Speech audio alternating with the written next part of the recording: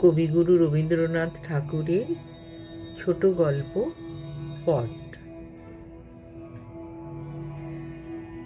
চলুন শোনা যাক।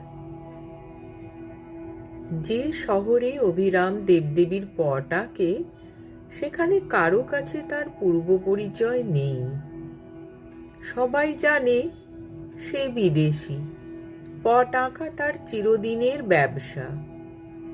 সে মনে ভাবে, ধনী ছিলেম, ধন গিয়েছে, হয়েছে ভালো। দিন রাত দেবতার রূপ ভাবি, দেবতার প্রসাদে খাই, আর ঘরে ঘরে দেবতা প্রতিষ্ঠা করি। আমার এই মানকে কে কাড়তে পারে? এমন সময় দেশের রাজমন্ত্রী মারা গেল। বিদেশ থেকে নতুন এক মন্ত্রীকে রাজা আদর করে আনলে। সেদিন তাই নিয়ে শহরে খুব ধুম। কেবল অভিরামের তুলি সেদিন চলল না।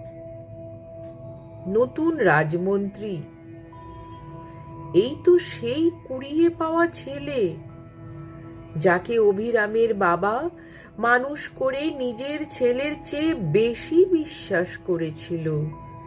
সেই বিশ্বাস হলো সিঁধকাঠি। তাই দিয়ে বুড়োর সর্বস্ব সে হরণ করলে। সেই এলো দেশের রাজমন্ত্রী হয়ে। যে ঘরে অভিরাম পট আঁকে সেটাই তার ঠাকুর ঘর। সেখানে গিয়ে হাত জোর করে বললে, এই জন্যই কি এতকাল রেখায় রেখায় রঙে রঙে তোমাকে স্মরণ করে এলাম? এতদিনে বর দিলে কি এই অপমান? এমন সময় রথের মেলা বসলো। সেদিন নানা দেশের নানা লোক তার পট কিনতে এলো। সেই ভিড়ের মধ্যে এলো একটি ছেলে। তার আগে পিছে লোক লস্কর। সে একটা পট বেছে নিয়ে বলল, আমি কিনব। অভিরাম তার নফরকে জিজ্ঞাসা করল, ছেলেটি কে? সে বলল, আমাদের রাজমন্ত্রীর একমাত্র ছেলে। অভিরাম তার পটের উপর কাপড় চাপা দিয়ে বললে, বেচব না। শুনে ছেলের আবদার আরো বেড়ে উঠল। বাড়িতে এসে সে খায় না, মুখ ভার করে থাকে।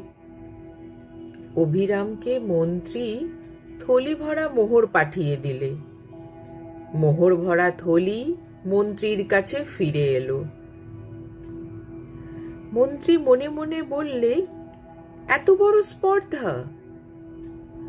অভিরামের উপর যতই উৎপাত হতে লাগলো ততই সে মনে মনে বলল, এই আমার জিত। প্রতিদিন প্রথম সকালেই অভিরাম তার ইষ্ট দেবতার একখানি করে ছবি আঁকে। এই তার পূজা, আর কোনো পূজা সে জানে না। একদিন দেখলে ছবি তার মনের মতো হয় না। কি যেন বদল হয়ে গেছে। কিছুতে তার ভালো লাগে না। তাকে যেন মনে মনে মারে। দিনে দিনে সেই সূক্ষ্ম বদল সুস্থ হয়ে উঠতে লাগলো। একদিন হঠাৎ চমকে উঠে বললে, বুঝতে পেরেছি। আজ সে স্পষ্ট দেখলে দিনে দিনে তার দেবতার মুখ মন্ত্রীর মুখের মতো হয়ে উঠছে। তুলি মাটিতে ফেলে দিয়ে বললে, মন্ত্রীরই জিত হলো।